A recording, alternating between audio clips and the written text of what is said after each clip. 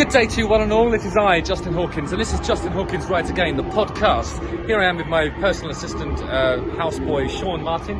We're actually in Las Vegas. Look at that. There's the Sphere within spitting distance. Load of old. No, I'm only kidding. It's the U2 Acton Baby thing. Really cool. But today, on the long form Justin Hawkins Writes Again, Pitfalls of the Music Trade, Jaws of Victory, I'm talking to the preeminent rock vocalist of our time, Mr. Myles Kennedy. He is absolutely brilliant. What a great guest he was as well. Really open, gracious with his time, and told me some stuff about his career that I had no idea about and was quite revelatory to me. You can also listen to this in full on Apple Podcasts or Spotify, wherever you consume your long-form conversational audio content. And in the meantime, please to enjoy. Again. Good day to you, one and all. It is I, Justin Hawkins, and this is Justin Hawkins Writes Again, the podcast. Today, I am joined by, well, I've described you as the preeminent rock vocalist of our time. I think you're the guy that everybody knows they can rely on to do proper rock singing. I think we've played together several times, haven't we? But anyway, we'll get into all that. It's Myles Kennedy, ladies and gentlemen. Myles Kennedy is the lead vocalist and rhythm guitarist of the rock band Alter Bridge, and the lead vocalist in guitarist Slash's backing band, known as Myles Kennedy and the Conspirators. It's good to be here, man. Yes. Yeah, I'm so pleased that you did it. It's just awesome. Oh, I'm honored. Justin Hawkins Writes Again. Again. Check out the pipes. I've been so looking forward to doing that. Yeah, okay, you get to do it again at the end. Lets me do that tag at the end. I'm just so excited. Yeah, we'll do it. Oh, man. So awesome to see you. Thanks a lot for coming on. When was the last time we spoke? I think it was... Download. Yeah, it was. Yeah. I was like, you walked by and I was like... I love your new show on, I started following your channel. Like, I think at the time you were just started doing it. There weren't a ton of followers. And I was just like, this is great. I was out one day and I found it and I was like, oh, this is really cool. And then you walked by and I was like a fanboy. Hey, I love you. Yeah, that was really weird. Because we have actually encountered one another several times in the past. And I don't know if we've ever properly spoken until... No, more recently, but I was really shocked that you knew of it, to be honest, and really pleased. I think we have a mutual friend, Darby Todd, I think, right? Darby. Yeah. Darby's great. I just saw him, I don't know, a couple months ago. He was playing with Devin Townsend. He's out on the road with him and his band, and so that was great. I mean, yeah, Darby's a hell of a drummer. He is, and he's a good dude. Good guy, too. I like him. Yeah. Well, do you remember that Darby and I toured with you guys in Alter Bridge, right? I do. Years ago.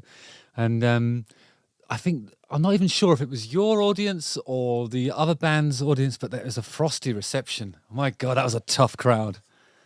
I remember hearing that. So that was back in I was talking with Darby about this, and that was back when I was so obsessed with warming up, and I would warm up for way too long. And so I didn't learn about that till after the fact. And I was like, yeah. what do you mean? What's going on out there? And people told me what was happening. And it kind of bummed me out that that was going on. If I'd have known, I'd have gone out there and reprimanded. But I don't feel like it was even necessarily the Alter Bridge audience, actually. I think it was more, there was another band on that bill, which I've totally forgotten the name. Maybe I've kind of blocked it out, who seemed to have like an ardent following that were not interested in the hot leg music that we were playing back then. There was a few things thrown. At one point, somebody threw a pint at me, but it fell a bit short. So I saw the arc of it descending, and I'm a soccer enthusiast, so I just booted it. So I volleyed it midair. And I think it hit the guy that threw it back in the face, which is I was like, oh, sorry, But in a way, you get what what you put into the universe. Exactly, it's the universe just kind of doing its thing. Yeah, I don't understand that sort of. I don't know why people find the need to use. I don't know. It's just when I used to go to shows as a kid, I just wanted to see the show, and if you just. just want to take it all in and enjoy it. But yeah, the bad vibes, don't need any of that. Have you ever experienced that as a singer, sort of standing at the front? Sure. Yeah. Yeah, absolutely. What would you say was the worst moment you've had as a rock vocalist with a tough crowd? Geez. How many hours do you have? You've got to pick one, I think.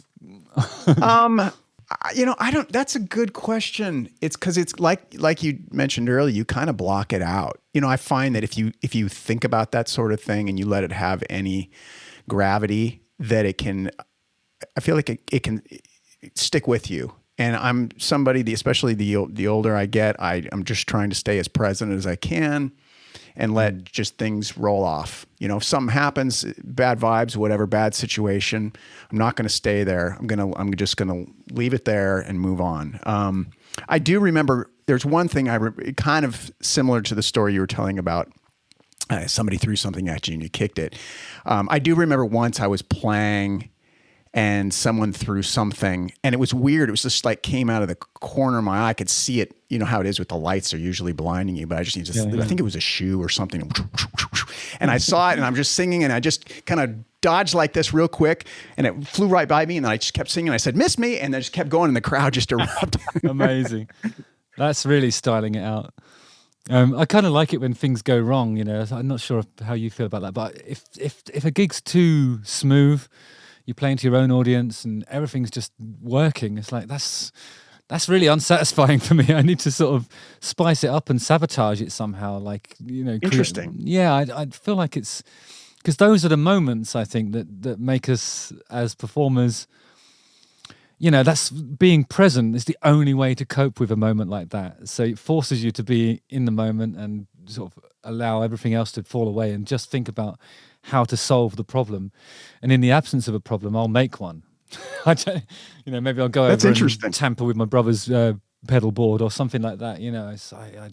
So you'll just get bored. You'll be like, yeah, this is too easy. Because I don't want it to be a recital. I don't know how you feel about that, but I mean, yeah, I'd rather have stuff that makes a gig memorable. That's a good. You know what? That's a good point. I was just talking with somebody about this the other day, and it wasn't so much about situations. It was more about the idea of being fearless and more about improvisation. And in like with Alter Bridge, it's more about we have the set, the songs are a certain way, and there isn't a lot of room for improvisation, right? But that's my background. Like I studied jazz, and that was my thing, and that's what I love about that art form, right? But you don't have a lot of that in what we do with Alter Bridge. But with other things, like with Slash and the Conspirators, there's more of an improvisational aspect that he's doing a lot of times with solos, where he'll just take things and run. And in my solo realm, that's kind of that's the fun for me. It's just like, well, I'm going to play a solo now. I don't know where this is going. And the beauty of that, whether it's musical or whether it's just a situation like you're talking about, is when the people who are attending that performance are going to get something that will never be repeated again. And to me, that's really important. It's like the idea that like you're going to witness something that was a moment in time and it's yours. Enjoy it, So you began playing trumpet at the age of 10. And then what does it say? I don't know why she's put this, and then you were in a teen air guitar band. So let me ask you about the trumpet first. Was jazz trumpet or like in a marching band, one of those? Both. Really? Yeah. So when I was a little kid, and I was little, all right, I was like a late bloomer. I didn't hit puberty till I was like 29 or something. like one year ago. Okay. 1 year ago. Yeah, exactly.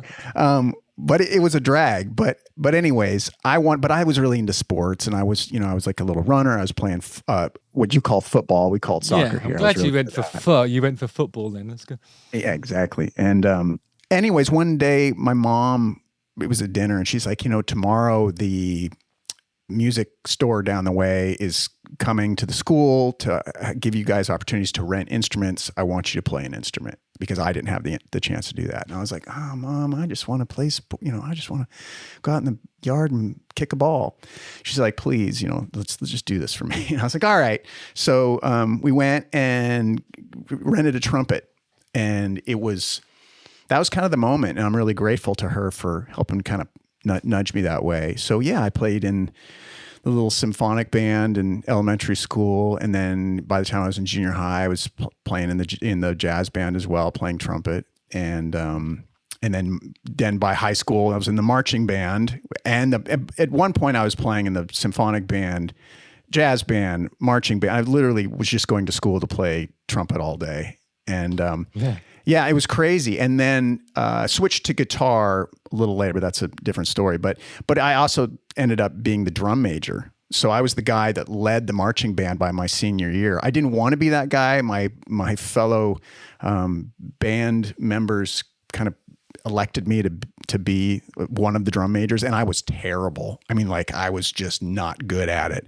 But it was fun. And so the air guitar thing. So yeah, I was doing air guitar by that time. I was probably, I don't know, I guess it was when I first heard like Eruption. When I heard Van Halen, I was like, where's the tennis racket? And I would stand in front of the mirror and just, pretend like I was. I think if you actually speak to, I would say 99% of the people that do the job that you and I have done over the last few years, if they're really honest about it, there was a lot of posturing with a tennis racket in a mirror. And my sister walked in on me when I was doing it. Devastating. I mean, I couldn't get out of the room quickly enough. It was. How did she react? It was like a, what the fuck are you doing kind of thing. It was like that. Right. I was like, just go put this away up there, and then ran off, I was young. I mean, did anybody walk in on you when you were doing the tennis racket in the... It's like, did anybody walk in on you doing what? Well, that too, but it was kind of like I got to the point where I embraced it. I was like, you know what? So my stepfather still is, he's a Methodist minister, right? And so I had these friends. We all went to the youth group, and we were relatively good kids, but we did have a little bit of a devilish, funny little side, a little mischievous at times. And we were like, hey, and the parents thought it was cute because they're like, oh, the boys, they've got an air band. So it was like, I was playing the air guitar, and I had a buddy who was pretending he was a singer. And my other buddy made a drum set out of like, Quaker oat boxes. It became a whole thing. And one day there, after a church event, I don't know if I've told this story. After a church event, they thought, oh, well, it wouldn't be cute if the boys, and at the time we were like 13, 14, if they did a little air band show for some of the members of the church. And we're like, yeah, it'd be real cute, wouldn't it? So we put together a little set list, and we start the set list, and keep in mind, we've got our air guitars, and we've kind of done up and wearing what was going on at the 80s, trying to, kind of teasing our hair. And it was really, we looked ridiculous, but it was, I think we started our performance with Shout at the Devil, and then went into probably some Judas Priest. And I just remember these don't sound apt for a church event. No, it wasn't. And they literally, within 2 songs, we'd cleared the room because I think they just thought we were, these. You were conjuring the devil. That's what was happening. Yes, we were. We had a little camping excursion that we were doing one day, and my stepdad, as I was talking about this air band thing that my friends and I were going to try and put on another thing for some just, peers. And he just looks at me kind of with the half disgust and just says, son, why don't you learn to play for real? And I was just like, well, that's a brilliant great idea. Piece of advice, isn't it? There we go. Wow. And that was kind of the moment where it all started. Yeah. Wow. So learning to play for real, presumably that's like, because you guys and it's Mark Tremonti, isn't it? Mm-hmm. Am I pronouncing that correctly? Yeah. You guys always you're always in the top, one, often in the top one of like, listener voted guitar polls. You guys do well in those things. But how much, I mean, did you, when you came into sort of fronting bands and stuff, do you see yourself as a guitar player or a singer or both of those things? Initially, totally guitar. It's funny because I didn't really want to, I had no desire to be a singer, and I just wanted to play guitar. I wasn't hardwired for it. I think in terms of being a front man, I didn't have that, I don't know what you'd call it. I just liked the idea of playing the solo in the middle, after the middle eight, stepping back and hanging out with the drummer. I was totally content with that because I was kind of shy. So, I mean, do you ever get a chance to do that now? I mean, like, do you have any sort of engagements where you're just playing guitar, or do you? Oh man, I would love that. I fantasize about it. But I know exactly how you feel. That's exactly how. Because you're a great guitar player. I love playing guitar. It's my favorite thing. Yeah. I never wanted to be a singer either. I think you and I have a very similar. So it's the same thing for you, where you started on guitar. Totally. And then how did you end up? Oh, for me, I used to do like backing vocals and stuff like that. And then it got to a point where we were looking for a singer for a couple of years, and then we gave up looking for a singer and then just said, okay, well, why doesn't Justin do it? It was like that. So, okay, I'll do it then. And then I just sort of started thinking about fronting a band and what that means and what I wish to see from a front person. But there's no coincidence that when I was a kid and I was kind of fantasizing about it, it was the tennis racket. I was thinking about guitars all the time. It was never on my radar as a, embryonic musician kind of thing. I was always thinking guitar. That's fascinating. I think it, and I've talked to a lot of guys where it's the same thing, where you just can't find a singer and you kind of give up and you go, all right, well, I'll just learn to do it myself. But was it, because for me, it was really tough. It was really tough initially. Like I was not, well, what was the first thing that you sang with? The very first time I sang in a rock band, I was in it was a long time ago.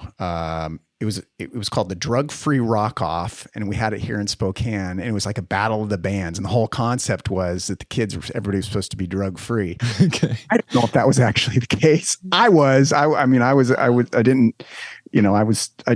could barely get through the performance, but if you're going to bill it like that, I feel like there should be some testing, at least a urine I think test. It was being tested. I think I don't know what was going on in some of the bathrooms, but I can only imagine it wasn't good. But yeah, so we had this battle of the bands, and I was playing in this band called Celiacs. The drummer and the other guitar player put that name together. I don't know what it means. Okay, so let's break that down. Right. Like celiac would be somebody who's really intolerant to any sort of wheat, and to the point where Yes. you get ulcerated intestines. Right. I never thought about that, but that's. And then sail. So what? I mean, how is it spelled? How are you doing that? Is it S? It was like sail, like this really silly name. Sailiac, like sailing, like a boat. Oh, okay. Right. Saily, it's like saily, and then axe, like a guitar. Okay, It's supposed to be like shreddy. I don't know. I'm not going to take responsibility for that one. It's pretty. I mean, it's a difficult thing to break. And now I know how it's spelled. So sail. So it's yacht rock, presumably. Well, I wish. Now that would have been great. We could have done like the Ambrosia Steely Dan medley, and I would have been. Don't even get me started on that. I love that stuff. Oh, you're a yacht rocker. Oh, I actually all of Alter Bridge. We love yacht rock, like Little River Band. Jerry Rafferty, we love that stuff. Yeah. So how about you? Do you like it? I mean, I love it. Every part of it. I love how sophisticated it is. Yeah. I love that not everybody can do it, and it sounds simple sometimes. It really isn't. I love the clever intervals in the backing vocals, and everything about it is just like it sounds accessible, but it isn't. It's just so clever. I just think that's amazing to have that sort of summery vibe, and but it's not. It's detailed and jazzy and really cool. Yeah. And I've always wanted to do it. And I love the aesthetic because I think a beard, a Hawaiian shirt, you know what I mean? Some sort of Panama hat. or the other end of it, the Hall & Oates end, the rolled up suit jacket, Right. double-breasted, bit boxy, zoot suit trousers, amazing. I'm really into all that stuff. So my next question is, when are we doing our yacht rock band? Can it not be called Celiacs, please? Well, let's do it, but we won't call it Celiacs. We'll call it Celiacs. And then actually sing about wheat intolerances. Okay, I'm in. You got me. That's it. Do it. It's going to be huge. I can't. Why? How could it possibly fail? A very serious ulcerating digestive problem and yacht rock at last. Genius. Oh yeah, sorry. So excited! You have no idea. I can't wait to do this. It's brilliant to find people. We'll get sponsored by like bread companies and but we'd have to do like I think we'd have to be very careful about what kind of beer is available at the events that we play, because some of that's got wheat in. Exactly. Well, most beer have wheat? It's like hops. Oh yeah, right? I suppose. All right. Well, I don't drink it. I don't know. You know, but I just got to be very careful. I mean, like if there's a smattering of flour somewhere in the venue, that could be fatal. You know? So you got to be careful. We could have lawsuits. It'd be really funny. Like, we're celiacs. Yeah, have you submitted your rider yet? Yes, please. We want bagels, sliced bread, just all of the breads. I'm sorry, I can't. Oh man, that's funny. I'm not sure how much mileage we'll get out of it in terms of songwriting, but it's got to be worth a shot. It doesn't matter, because we'll all be on a carb high. It'll just be like carbs all day long. Yeah. Oh, actually, it's one of the things I wanted to ask you about, actually, because like you're saying that you are very much into warming up your voice and, you know, maintaining this incredible instrument that you have. What about other stuff? Do you do like... how do you work out and stuff? Do you keep yourself fit? Do you run, or what's the vibe? Yeah, I try to stay healthy. I'm a bit of a hypochondriac, to be honest with you. So I was the guy that always had imaginary illnesses, right? Like, oh, really? But it's worked out well later in life, because I try to stay as healthy as I can through, you know, working out. And it's not vanity. It's not like, oh, I want to make sure that I can fit into these pants. It's just like, I got to stay healthy. But yeah, a pretty strict diet, pretty, and when I'm on the road, wheat, it's different. Well, I do a little bit of wheat. I do a little bit of wheat, but I think that there might be a little bit of an intolerance there. Oh, really? Oh, yeah. For our tour, of course. Yeah, that's easily dodgeable. Easily dodgeable. But yeah, so I do this intermittent fasting stuff. Oh, do you? Okay. Yeah. So what's so that's when you do on a daily basis, right? Mm-hmm. Wow. Every day. So, and from what hour to what hour do you not eat? And I'm going to try and copy you on this. I'll come into your slipstream. I've got a bit of touring coming up. I want to see if that helps. So I try. Well, so I won't, if we're touring, I won't eat after the show. That's just not going to happen. Okay. So I usually, my window is about 11 a.m. until about maybe at the latest, depending what time the show is, 6 p.m. Okay. So it's a 7-hour window. All right. Wow. That's actually pretty heavy. Yeah, and then I don't eat for the that's rest. when you can eat. Okay, so you can eat. Right. And what advantages does that have for you then? Do you think it does a dopamine thing and makes you feel excited about the show, or? No, you know what? For me, the big part of it is just not being oversatiated, and then the reflux is a big one for me. Yeah, that will mess me up something fierce. So I had that cut off at 5 or 6. And then trying to eat too much. I don't eat. My diet's really super bland.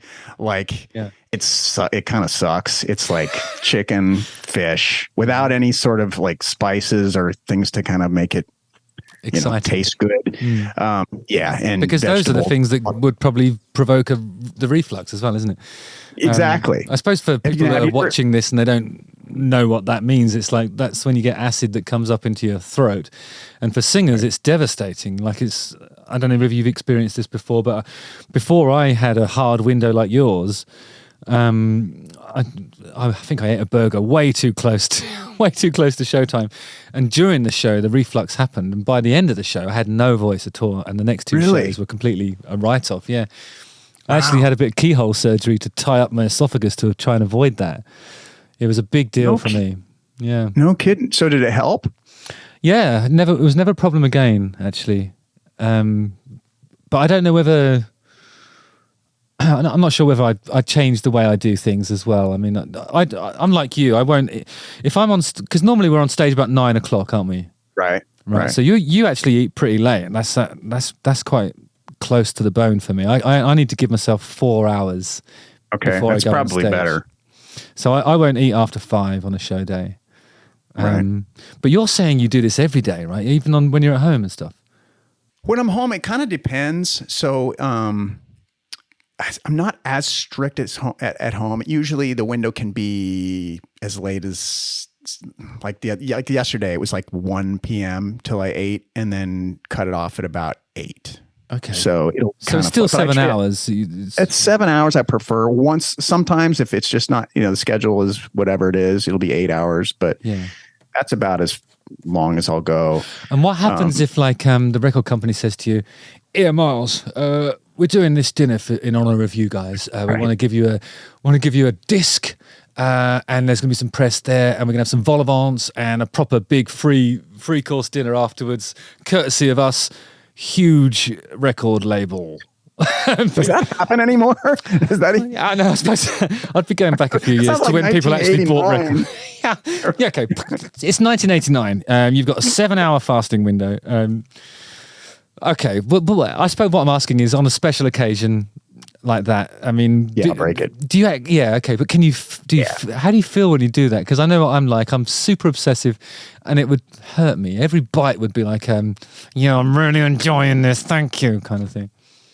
Well, I think I would enjoy it as it's happening, but afterwards, that's when the cuckoo starts happening. Oh no, not like where it's just like where you just start obsessing. You're like, why did I do that? Oh, I'm just gonna. And then I'm always worried about the next show. It's you live to deliver in this business, hopefully, and so you get paranoid, like, oh, I ate too late, and what if on this next show, like, I lose my voice, or I'm singing flat, and the people pay money to see the show, and it's like that thing is always going on in my head. It's such a weight in a way, because you don't want to let people down. That's the worst part of it. So, have you had situations when because sometimes it's beyond your control anyway, even if you're doing hard fasting windows, warming up properly, looking after yourself, keeping yourself out of germs way, you're going to get sick occasionally. That's just what happens, and when you're sick, it's very, very difficult to sing. So have you, I mean, you can probably count them, can't you? How many shows you've cancelled? Yeah, I think I could count on one hand, fortunately. Yeah. So I think I can do two hands. I can do 2 hands. Yeah, that's good. That's great for as long as we've been in the game, because I know I've heard stories about people canceling all the time, but let me ask you this. How often do you get sick? I mean, I had COVID at one point. Mm-hmm. Sometimes I'll do a tour and I'll get sick at the beginning of it, and I just won't have the capacity to get better, and I'll be really snotty throughout the whole thing. But I've got to the point now where even if I'm snotty, I can pull a gig off, and do it. Right. But you don't find that does it change your timbre a little bit? Does it change your? But to be honest, I'm sort of, when I'm doing darkness stuff, I'm basically screaming the whole time, and the only real difference that you'll notice is when I'm speaking in between the songs, and then it sounds really nasally. But I think I don't know. I think singers are a different breed. We probably don't get sick as often as anybody else on the tour bus. Oh, contraire. Oh, really? Yeah, it's a problem. Oh, really? And I know what it is. It's as healthy as I try to be and everything, my problem is sleep. Yeah. So I have real sleep issues, and I've Okay. tried to get that sorted, but they're finding now all these there's this guy, I think his name's Matt Walker, and he's got like it's a really great, it's like a Masterworks thing that he did. And I saw it on an airplane recently. I watched this whole thing on the importance of sleep to the human body, and what it does to your immune system is brutal. So you can take all the vitamins and eat as healthy as you want. It's not going to matter, because if you're not getting enough sleep, which is my problem. So even though I'll go to bed at the same, like a lot of times when we're on the road, like show's done at 11, I'm straight to the bus, and within 15 minutes to 30 minutes, I'm in my bunk and I'm trying to get sleep. But my problem is I'm just a light sleeper. I just don't go into deep sleep that often. So I'll wake up at the drop of a hat. And then when I wake up, I'm up for hours. So what's that's happening? my, Are you that's my problem. you're overstimulated from the show, maybe, or are you resisting the temptation to look at stuff on your phone and screen? No, I know, because that's a bad thing to do. You know what a lot of it is songwriting. That's the problem. If I start writing, which I'm usually writing because I've got 3 different projects, I'll wake up and I'll be like, where could you take this this section? What could this lyric be? What could and so that's a lot of my problems, just the creative element. You can't switch it off, can you? Yeah. Oh dear. Oh dear, Myles. I thought I'd have something constructive for you, but I'm just going to say, oh dear. Oh dear. Oh dear. That's a nightmare. I'm gonna get it. I'm gonna get it figured out, though. I believe it. I'm staying optimistic on this. I might ask my brother if he's got any advice for you, because he's a light sleeper as well. Like he finds it really. I would love that. He finds it really difficult. But he might have some tricks for you, because it was a problem for a good few years with him. But it doesn't seem to be that. I mean, I think maybe because he's got so many children and such a busy life when he's at home. He comes out on tour and he's got to, I mean, at some point you're going to have to catch up on it. And I think he does that on the tour bus now. But I'll ask him if he's got any tricks that might help you. Yeah, I would love that. Yeah. That'd be great. Yeah. So here, I'm gonna posit this, because I don't know how true it is, but I'm going to list your favourite singers. This is what I'm told. Jeff Buckley. Absolutely. An obvious one. Robert Plant. Yeah. Absolutely. Bon Scott. Absolutely. Chris Whitley. Oh, absolutely. K.D. Lang. Absolutely. Joe Dolce. Ooh. Okay, I made that one up. The guy out of Opus. Opus? Opus. Or Opeth? Not Opeth. Opus. Na na na na na la da da da da life. It's accordion music. I thought. No, Oh, okay. I should have known that. you must have said it in an interview at some point. Anyway. And it says here that you received a great amount of press coverage in late 2008 owing to a rumor that you were going to join Led Zeppelin. Now, is this a story that... I mean, because late 2008, that would have been around about when you and I were on tour together. Yeah, right? it And I was. seem to remember that Jimmy Page came down to probably the London show, I guess. I think so. Was he tapping you up? What was happening? Yeah, I think, if I remember correctly, both Jimmy and John Paul Jones attended that show. And do you remember what venue that was? Was that the Hammersmith? Well, if it was London, I think it would have been Brixton. Brixton, Academy. yeah. Yeah, it was Brixton. So, yeah, that was a really wild experience, that whole period there, because there were a few months there where it wasn't going to be Led Zeppelin. I think they were just, I see. they had done the experience in 2007 when they got back together and played. And I think they were just excited to be playing together again. And things were going, Robert had his thing. He was doing great. And I think that those three, John Paul Jones and Jimmy Page and Jason Bonham, they wanted to play, and they just needed somebody to, come in and sing. So would it have been, but it would have been Led Zeppelin songs, but just not billed as Led Zeppelin? I think it was too early to know exactly what it would have been. I would assume there would have been some of that, but I think they also wanted to probably create new things. Cool. And yeah, which would have been fantastic. Yeah. So you'd never get any sleep at all. No, you'd be like- in fact, back then. Well, what's interesting is I wasn't. So, I mean, there was obviously the gravity of that situation. And I remember I was there twice. I was there in June on a day of 2008, I guess. And then I think around September of 2008. But on that second trip back, I was so excited I couldn't sleep. And I ended up getting this really horrible chest infection. You know what's in your chest, you're screwed, right? Yeah. So I had this horrible, so I showed up to those rehearsals or jam sessions, not really at, on top of my game, just because I was fighting this situation. But what's funny about it is just that I got there just because I couldn't sleep because I was so excited, right? But it was amazing because, like, I'm assuming like yourself, I mean, they kind of, they wrote the blueprint. Yeah. They were the guys, and so they to be in the same defined room- what the genre that we operate in, didn't they? Absolutely. And there's still, I mean, those are the records that you go back to, and you can hear it in just about all of the things that I'm influenced by. They're influenced by them, Right. Amazing. That must have been such a great experience. I wasn't even sure if was it something that you were obliged to sort of keep secret at the time, or At the time they wanted to keep it under wraps, and understandably so. And then word kind of started to leak out and whatnot. But where were you rehearsing when you did that?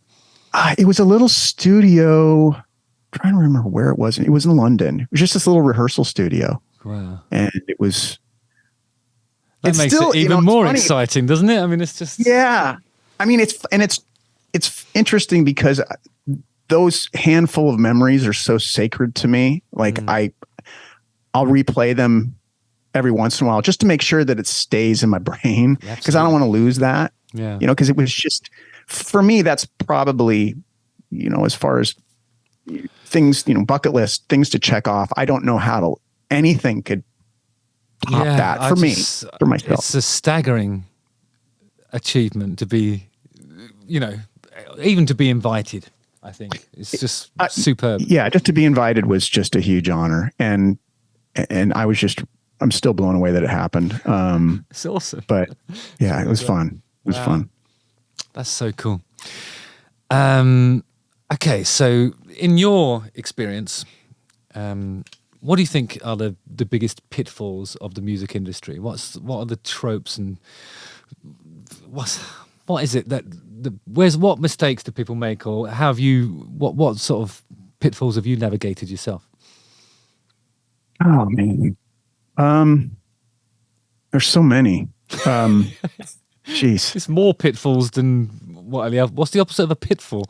I guess I don't know. But what is the saying? The saying is Hunter S. Thompson, the music industry is a cruel and shallow music trench where pimps and thieves run free and good men die like dogs. And there's a bad is it? And there's also a bad side. That was it. Yeah. Which kind of sums it up. And we were talking a little earlier about Nigel Tufnell and Spinal Tap. The interesting thing about Spinal Tap, now that I've been doing, so the first time I saw Spinal Tap was with that band named after the weed intolerance. Oh, okay. Yeah, of course. when we were kids, I remember we had a rehearsal and one of the guys had the VHS of Spinal Tap, and I was just like, "What is this?" I thought it was funny, but little did I know that fast forward 30 some odd years later, and I would experience most of those events in my own life.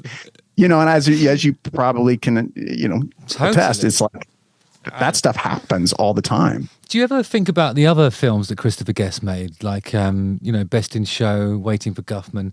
Brilliant. Yeah, they're amazing. But I just wonder if we were what would you call them, competitors at dog shows, would we see that that's also as well observed as Spinal Tap? I just can't imagine.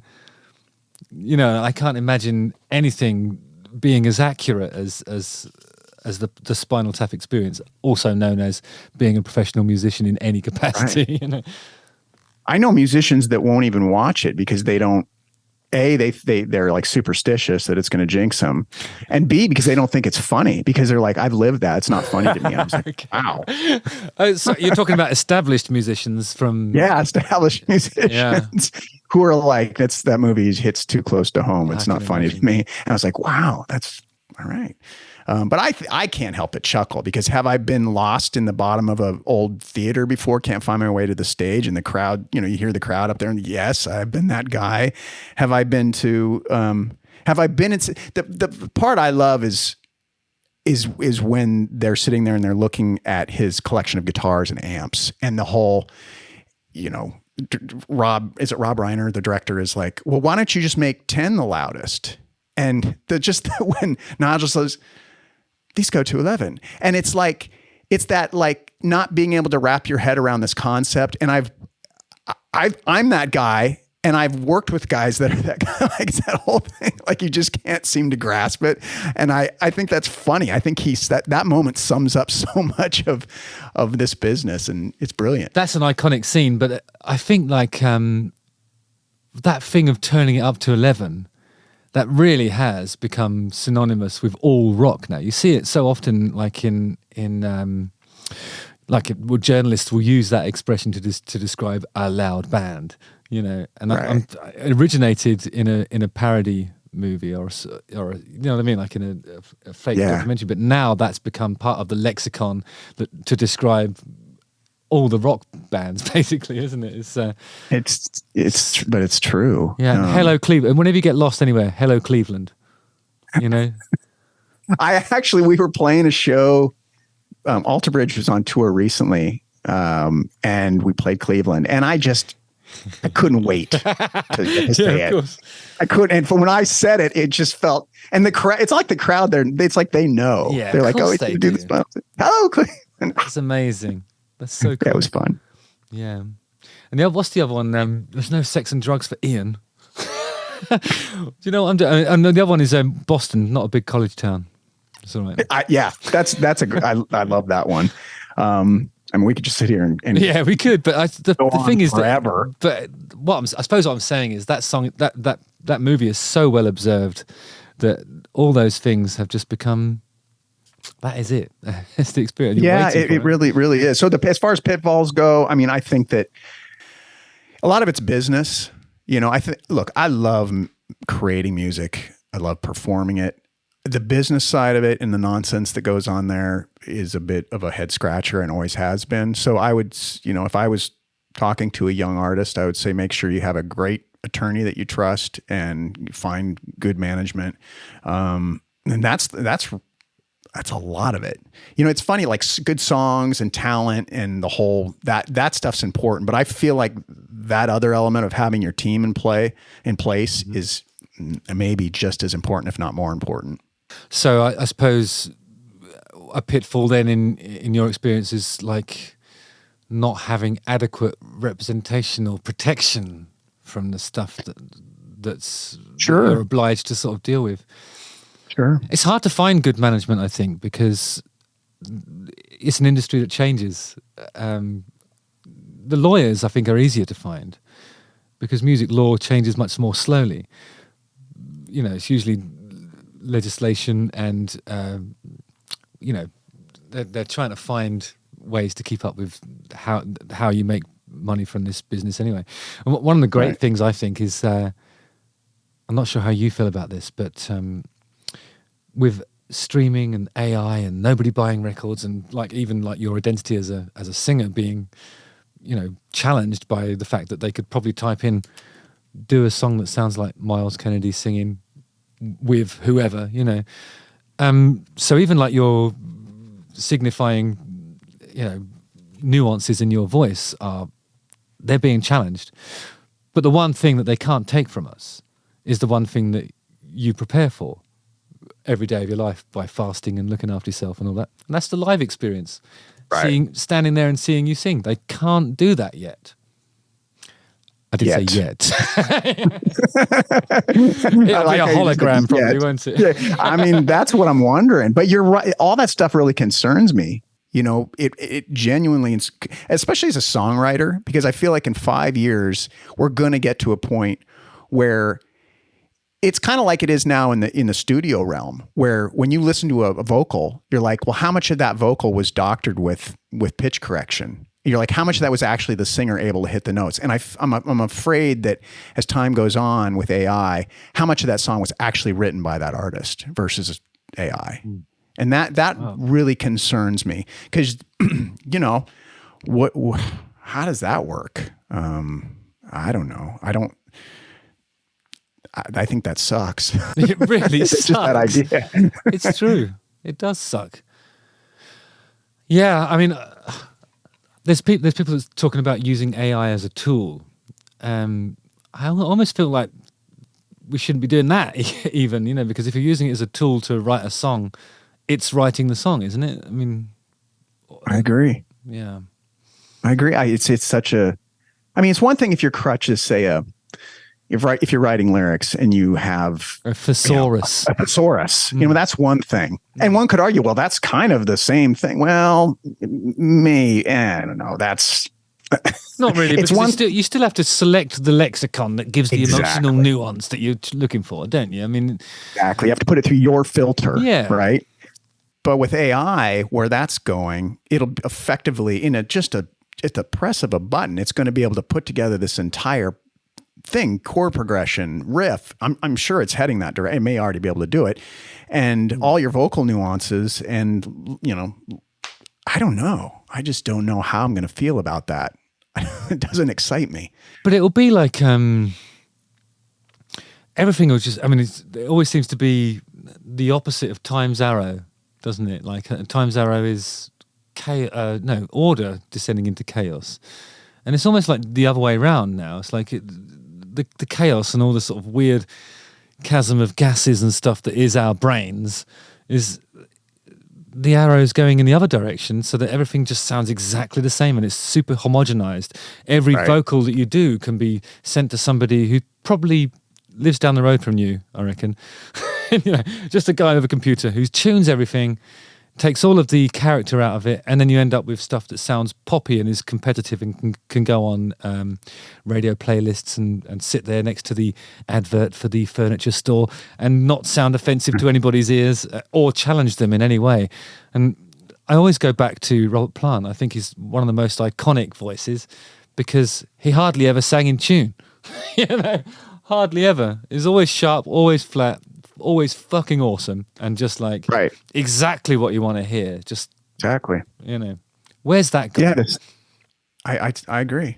I mean, what it's hard, and I don't know if you've experienced this when you go in the studio, but like there's certain imperfections you want, even though they can be fixed. As a singer, you're like, oh yeah, that note was definitely sharp, but I hope they don't change that, because that's part of. It's funny I would rather go sharp than go flat. I don't know how you feel, but I've had arguments about this before, because there's something about when you go sharp, you're pushing past the note, and it's kind of exciting, and it kind of like, it's just. But when you're not quite, you know, it's like he's not quite there. Yeah, I think flat's a bit nasty sometimes. It can make you sound tired, especially if you're looking for something that's in the upper register. It's better to fly past it, I think. I agree. Yeah. Because also like stuff that isn't right on the money in either direction your ear picks it up more easily, I think, because it's dissonant and it's like, what's that? And even if it's mixed a bit low, you can really hear the coolness of it, and the sharpness makes it pop out, I think. Right. You know, so what you don't want is for flatness to pop out. That's kind of way worse, I think. Do you notice, just a singer question, when you're touring a lot, and look, so how many shows in a row do you guys typically do? I always ask for a day off after 3 in a row. I try and do 3 on, 1 off. Yeah. Yeah. That is impressive. See, for me, it's 2. Okay. After 2, I know how it'll play out. How long are you guys' sets? We do about hour and a half. Okay. Maybe a little bit more. That's great. For me, if it goes, 3 in a row, and then if it's staggered in a way where I just can't get the vocal folds to the swelling to kind of go down and things to calm down, then I start noticing, and I can feel it as it's happening, where my voice is tired and I will be just under the note. when I'm going for those notes, and it drives me crazy because unfortunately, pitch, I totally agree with what we were talking about it not being perfect all the time, but it's that aspiring to get there as much as humanly possible. Yeah, I mean, because the thing is, we're all aiming to be in tune, aren't we? Exactly. I suppose what I'm talking about is the ironing out that stuff where it isn't, and that's just the nature of this instrument, isn't it? It's like sometimes it's not quite there, or sometimes it's, and especially if you're like swooping into it, right? If you're coming into the note, and some guys will just like take that and just make it perfect. They'll just flatline. It's like, that doesn't sound like a human being. But yeah, that is an expressive instrument. It's kind of like the slide guitar, right? The human voice and the slide guitar are kind of have that emotional quality because they can swoop into the notes. I think it resonates more because it doesn't always hit them. I really think it's the stuff in between the notes that makes it great. Right. Always. And the swooping is a great technique. I mean, I feel like I don't know what the goal is, what we're looking for. It's like, if somebody comes along every now and then with a great voice, it's like, great voice, got it. But there's 100 people before that person that has a computer voice. I was watching some of the I don't know if you're familiar with the some of the sort of casting shows, and I don't know how much of that world you've paid attention to, but I love it because it's always like my name's Richard, I work in the florist, so most of the time I'm giving roses to people, but tonight I'd like to sing like a flower for you, or something like that, and then it'll be like, come out, and it just sounds exactly the same as all the others, and the backstory is the only thing that sets him apart.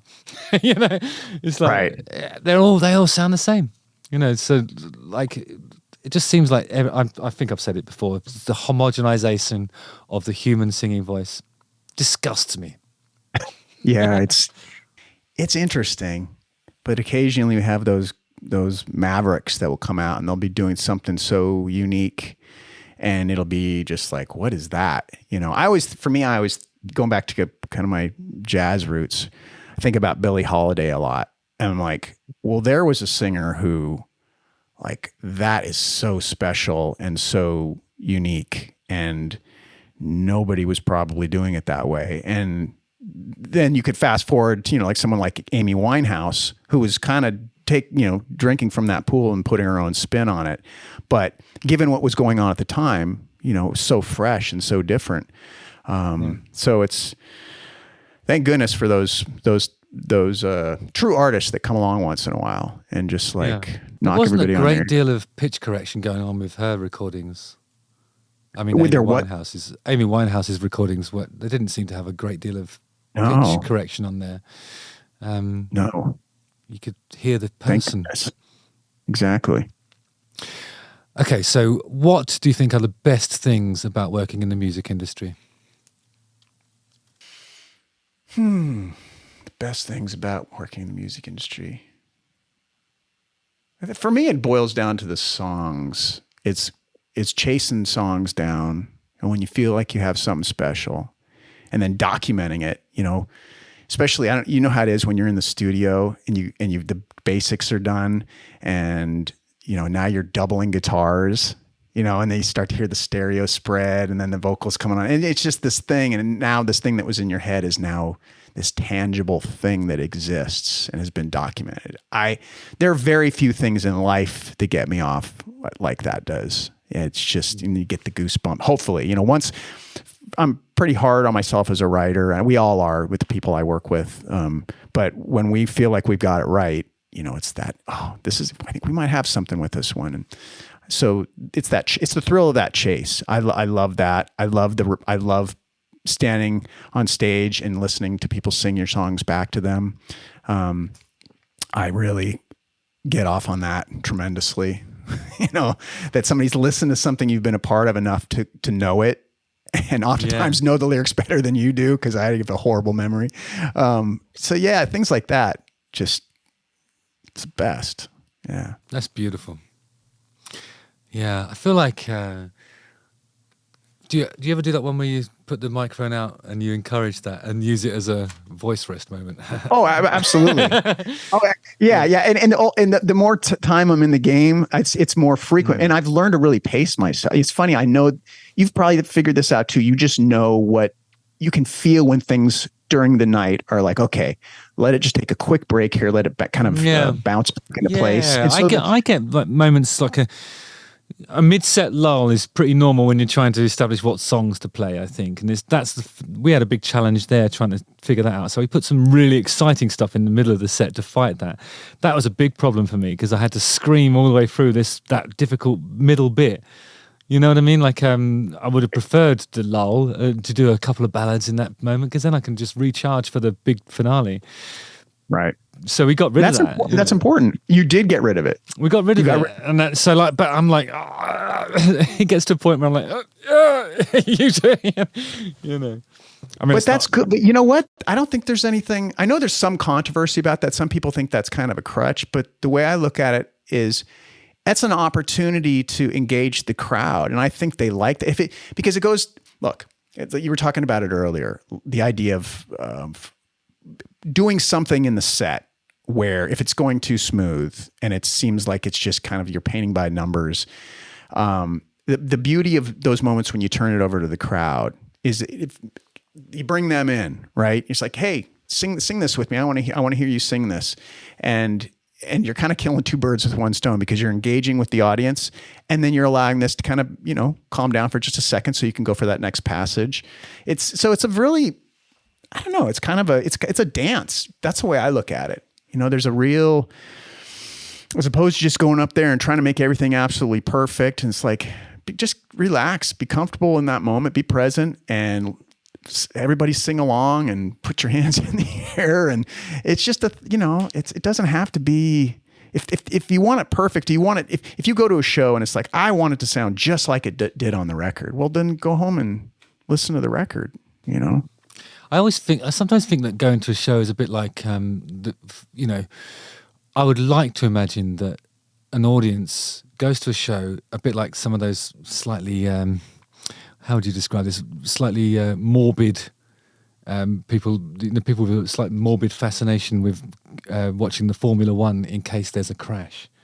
Oh, right. I sort of feel like there's some people that just are willing something to go wrong. I mean, I might be one of them actually. I might be one of them because I don't think it's like you. I don't want to see a recital. I just don't want it to be. I don't need to hear that. You're looking for mistakes.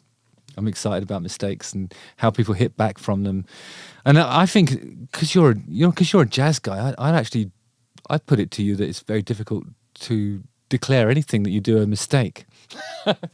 Well, as Miles Davis once said, if you make a mistake, just play it again. Which I think I think that's brilliant. There are no mistakes. Just I think embrace it. Roy Thomas Baker said to me one time, the only difference between the right note and the wrong note is how much confidence you play it with. He's spot on. Yeah, it's pretty good, isn't it? He's spot. That must have been awesome getting to work with him. Yeah, that's so cool. He's amazing. Wow. I mean, I was thinking about what you said earlier. That I wanted to pull you up on it because you said like you do a take, and then something human happens, and there's a imperfection or a flaw in there that you like, and then you hope that they don't iron it out. And I'm wondering what situations you're in when you don't have that kind of opportunity to declare that a keeper. I mean, is that you talking about working with really huge producers that send stuff off to to be tuned and stuff? Yeah, so that was back, I'd say that was more previous experiences, kind of coming up the ranks and especially when, I'm sure because we came up at the same time. And so when Pro Tools first became a thing, and especially with pitch correction and all that, I think some engineers were just like, oh, let's just, because they can see it. A lot of times I feel like not just with notes, but also with rhythms and whatnot, they're looking at the grid, right? And then they start moving things around. It's a big pet peeve of mine as well with drummers. Like if a drummer has a really great feel and he lays back on 2 and 4, I love that. It's like that Bonham thing, right? Just a hair back on 2 and 4. But then if somebody's, an engineer is looking at that going, well, I got to take that snare drum and bump it up to be right there, right on 2 and right on 4. I'm like, oh, no, please don't do that. So I think that was from coming up in that era where you do your vocal and then you would get it back and go, I don't remember that. You know what it was? It was more like live. If you're doing a live DVD or something and then you watch it back and you go, I don't remember that hitting that note right there. I remember swooping into it. It's little things like that. But as time has gone on, the producers I've worked with over the years, they embrace that human element more, which is awesome. So I don't have to worry about that. Yeah, that's good. I wondered if you're being bullied into keeping stuff that was trained. I'll come over there and I'll talk to him for you. Yes. Yeah. Well, I've actually been it's interesting because I've been in situations where recently I did a record a few years ago with it was on the latest Slash record and Dave Cobb was producing it. Great producer. And that was an interesting record for me because I didn't realize it at the time, but when we were cutting the basics, when we were basically cutting what was going to be the drums and bass and whatnot, and I was just laying down scratch vocal, I started feeling kind of weird. I didn't feel so good. And then a few days in, I was like, and this is right when COVID was just starting in the world. Oh. It turns out I picked up COVID and I didn't realize it yet until finally the one day I was like, let's check this out. And then realized, okay, well, you're not going back in the studio. So with most of those vocals were just scratch vocals. They weren't like going into the booth and, okay, let's cut the vocals down. Those are just like vocals for a guide track. And so I was the perfectionist in me was like, well, but I'm hearing all these imperfections now. And I could also hear that I was a little congested and whatnot. So I really had to let go. And I remember on one song, one of my favorite tracks is a song, it's called Fill This World Again. And I was like, oh, then I'm not hearing things, as perfect as I would like in the pitch category. And I got to say, both Dave and Slash were like, it's fine. And when I think about that, I was like, cool. They didn't want to take the life out of it. They're like, that's a human singing. We're going to leave it the way it is. And I admire that. One of the most infuriating things for me is like if you sing something and it's not right on the money, and then being asked to sing it again and again and again and again. I really hate that because it's like, well, if I'm always singing it sharp, that's just a legit reflection of how I sing that. So keep it. Because it ain't going to get any better. Good point. Do you ever just kind of throw down the hammer and go, you know what, man? No, I'm not going to do it again. No, I just keep going because, Yeah. I think I would rather sing than argue about singing. That's my thing as well. But I like that quote. I'm going to save that. It drives me mad, because it's sort of... And when you're in the booth, I think you have a different perspective anyway, don't you? Because you've got the cans on, you're not hearing the air move in the same way as the people in the control room or whatever. So you have to trust them to an extent. If you don't trust the producer, who can you trust? That's why you bring them in, right? You're bringing that. So, that is the point of a producer, is that outside perspective. Because as an artist, as a writer, you get too close. You don't. You totally lose your perspective, and you bring someone in. The person behind the glass, as I always say, should be somebody whose filter and whose judgment you trust, and so that's a really, really important part of the equation. And if they advise something, then I've learned if it's somebody whose work I respect and I've liked the records they've done, then I'm like, all right, I'll go with that. But do you find that, like, if somebody says to you, okay, so you sang that a bit flat, can you go again? And you go, okay. If you do that passage and you're focused on not doing that bit flat, but at the end of the day, you're still trusting your ears to sing it in tune. You're not trying to overcompensate and deliberately sing it, sharper than you perceive, are you? You're just singing the bit in the hope that what you do meets with the approval of the ears in the control room. Do you know what I mean? So Yeah, I do. So I don't really know how I'm supposed to, like, in the event of, it's not usually flat, it's usually sharp. It's like I do an ooh sound in my head voice and it always goes sharp. I Right. like it, but you know, it's a bit difficult sometimes to make it sit in a track, I suppose. But it's like, that's just the way I mean, the only way to address that would be to deliberately sing it flat. And then, Flat. is that how you do it? No, for me, it's funny with me.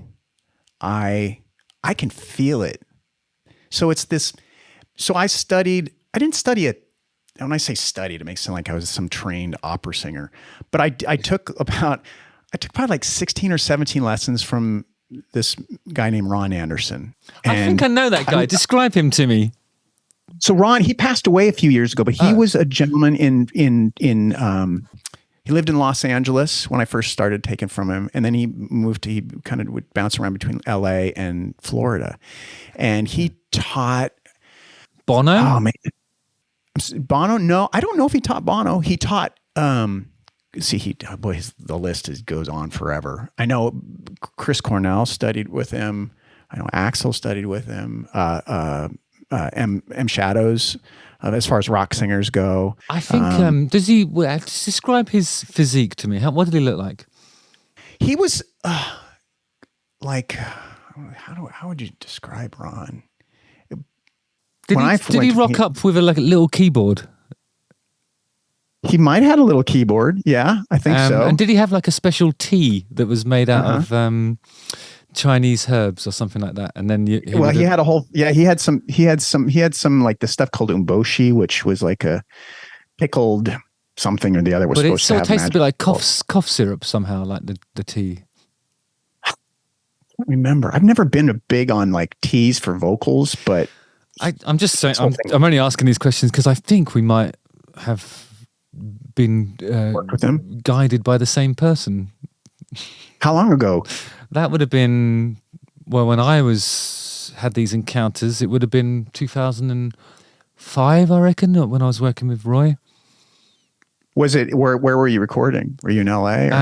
Well, actually, we used him for live stuff. Like I think it was LA actually because it was for Jay Leno or whatever it was we were doing. Or maybe it was some awards. I don't know really. But it was whenever we had anything big and my voice was a bit rough, we'd get him in. And he was astronomically expensive, but you know, it wasn't my cost. That sounds like Ron. Yeah. It was worth every penny for me. I know. I'm not suggesting it was overpriced. I'm just saying it was quite expensive. Right. You know, he could have probably bought. Yeah, I'm car. sure.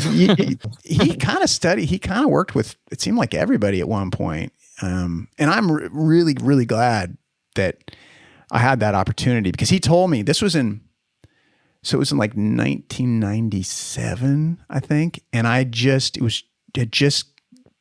Mayfield Four, which was the band I was in for prior to Alter Bridge. And the management was, it was Silver Management, which was Susan Silver, who they managed, Soundgarden and Alice in Chains. And they suggested, hey, you should study with Ron. He's worked with some of our singers and he's great. So I was like, okay, I'd never taken vocal lessons before. And they were just like, you're going to be touring a lot. So you want to make sure that you can have stamina, right? And he'll show you how to do it.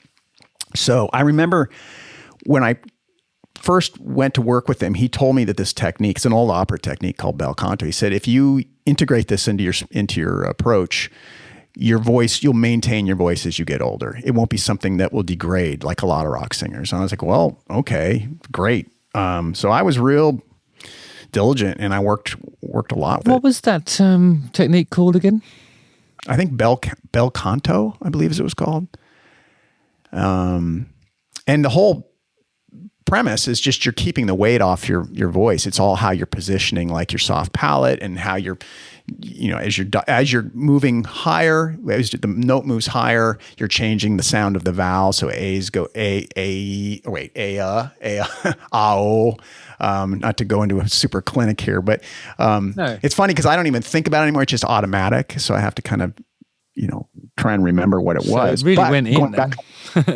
I'm sorry? It really went in. You absorbed this training.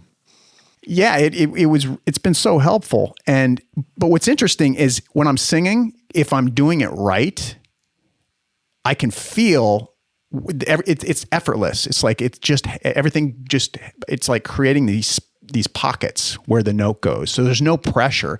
And if I'm doing that, it seems like the pitch is usually where it needs to be for the most part, right?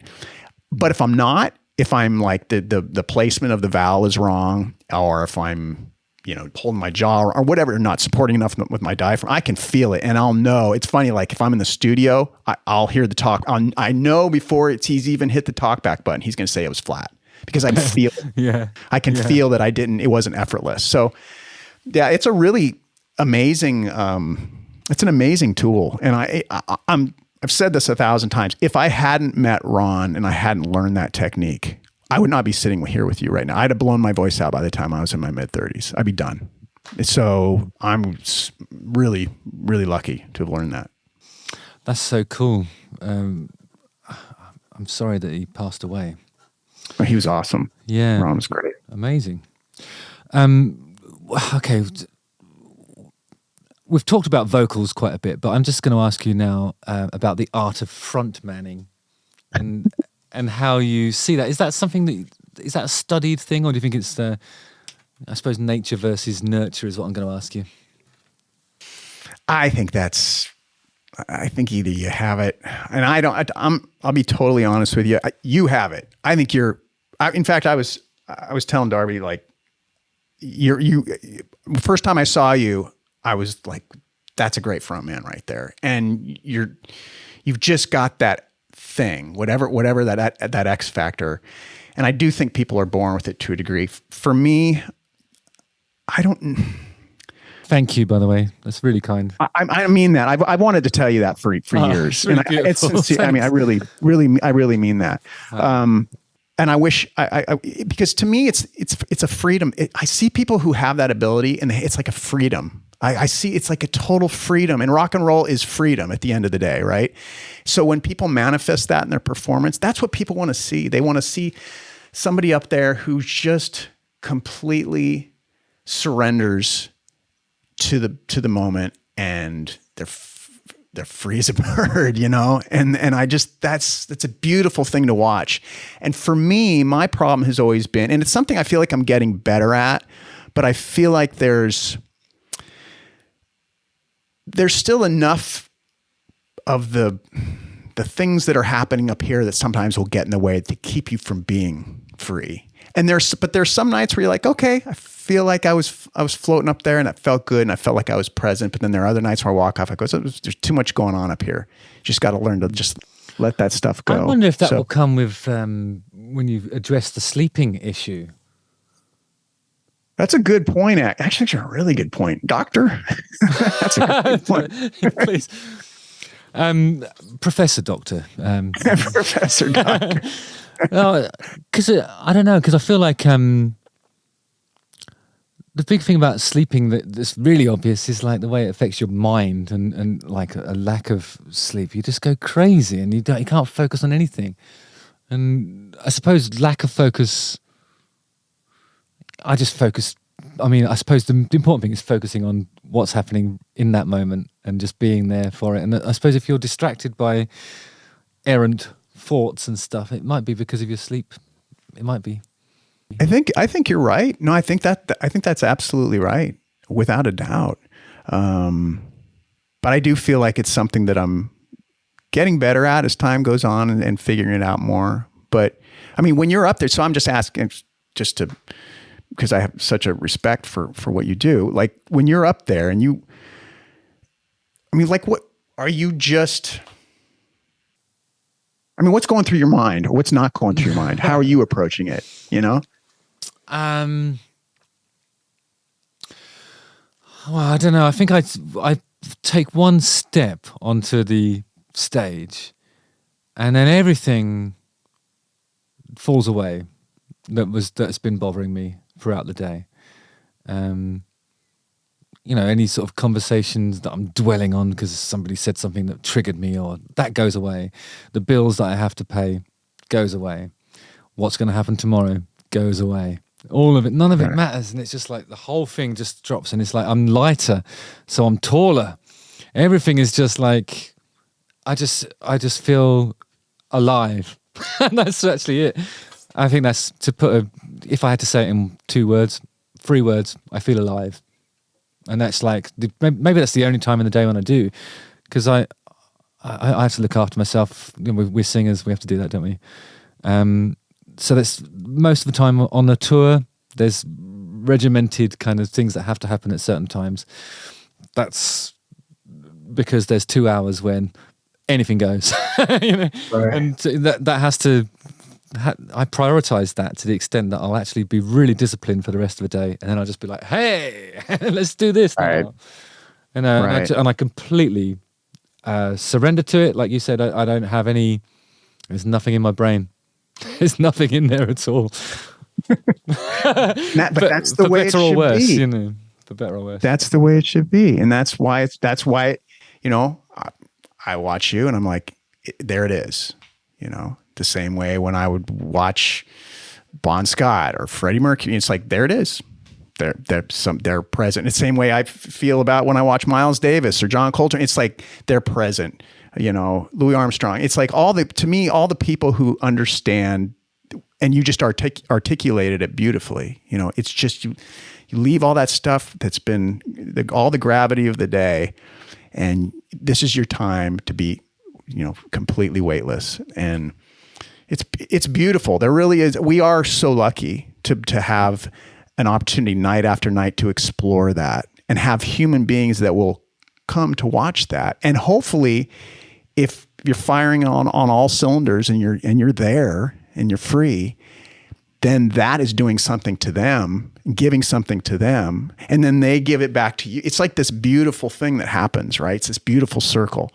And I tell you, that's the sort of, I get, even just talking about it, I get goosebumps, because that's why we love music. That's why we love this art form.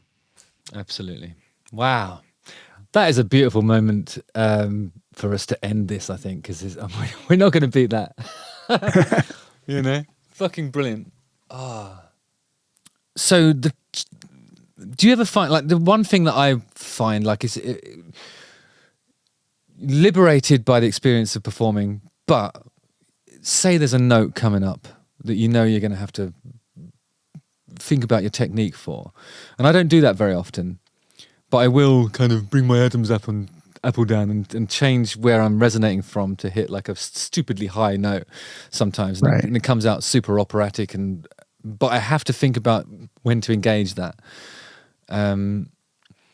So then I have to think about posture, breathing, and all this stuff that would give me the capacity to sing that note.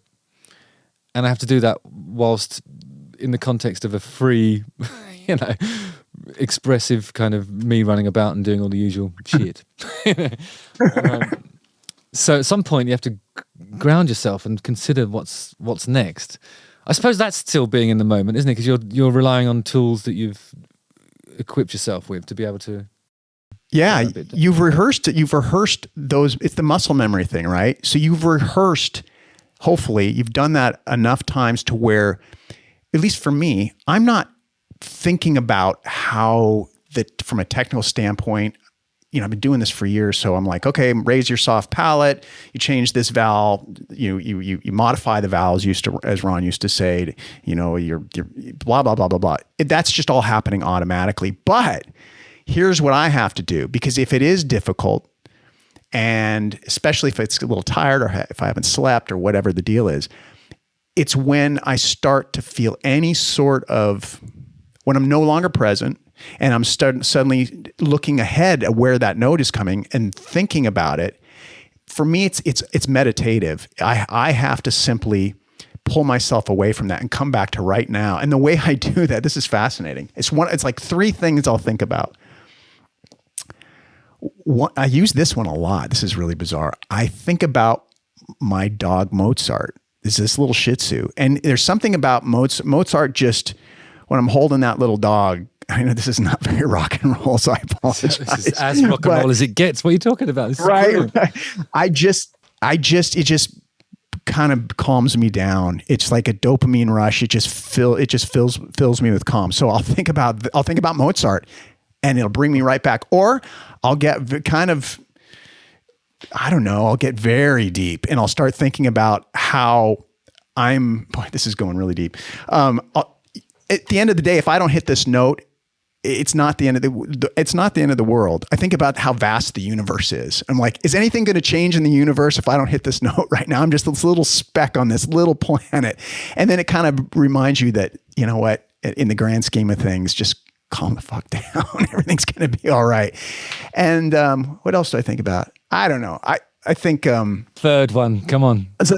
There's a third. Oh, I know what it was. There was this one show a long time ago. It was a long time ago in Argentina. Now, you've probably played Argentina in just amazing crowds, right? And we were playing this venue, and I always think about just how incredible that experience was, and how all the love I was feeling from the crowd. So I'll close my eyes sometimes and pretend like I'm at that venue again. Oh my God! So you beam yourself back telepathically to Buenos Aires. Yes, and probably exactly. That's where it was. A stadium full of people, arms aloft, loving everything that you're doing, and you're loving everything they're doing. Yeah. Oh my God! You know what that's a little bit like, though? It's a little bit like making love to somebody and thinking of somebody else while you're doing it.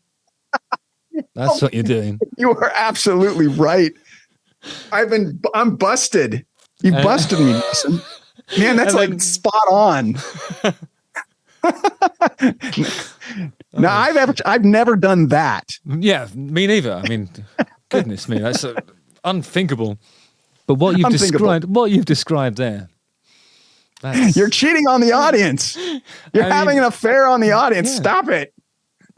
I mean, not just with like you're not just like closing your eyes and imagining it's some other audience. It's a very specific person that you're cheating on. It was a specific, but I will say this in my defense, that is very rare. And that was a while ago. It's more, fortunately, it's more. Miles, I'm sorry, it's out now. So you know what's going to happen. Like every time you close your eyes on stage, people are going to think, is he thinking about Buenos Aires? What's wrong with us? And oh man, I'm so busted. I'm ruined. We'll always have Buenos Aires. You should say that at the end of a rough night when they haven't been right. Thanks so much. We'll always have Buenos Aires. See you later. That's going to be the title. That's going to be the title of the next record I do. Ooh, yeah. Or if we do like the celiacs, we'll always have Buenos Aires. We should totally do that. I think that would be a hoot. That would be amazing. Yeah. Amazing. All right. Well, thank you so much for this. It's been a real eye-opener because now we know that what happens when you close your eyes.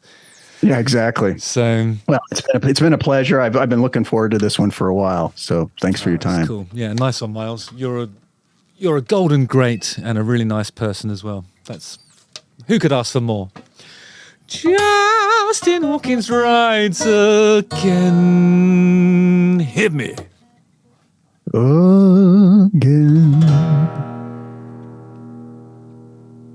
Superb. Well done, mate. That was fun. Thanks a lot for watching, guys. Don't forget you can still listen to this on Spotify, Apple Podcasts, wherever you consume your podcasts. Sean and I are going to go inside and lather each other up because it's showtime soon here in Las Vegas, in America. Oh yeah, and please do enjoy. Bye.